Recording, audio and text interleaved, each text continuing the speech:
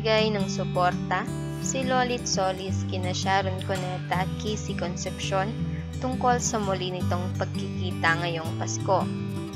Happy days for Sharon Cuneta after mag-join sa Noche Buena nila si Casey Concepcion Salve. Big event para sa mga followers ng mag-ina na makita na in the best of terms ang magnanay.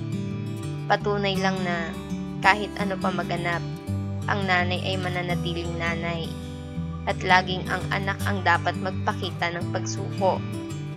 There is no pride between mother and daughter. There is only love and respect. Konting tampuhan, pero deep inside, iyong pagmamahal hindi pwede mawala. Sila Sharon Cuneta at Casey Concepcion, patunay na love conquers all. Tampo, all intriga, everything. Dahil magkadugtong ang puso nila. Pareho ang dugo na tumatakbo sa kanilang ugat. Merry joyous happy year ahead sa mag-inang Sharon at Casey.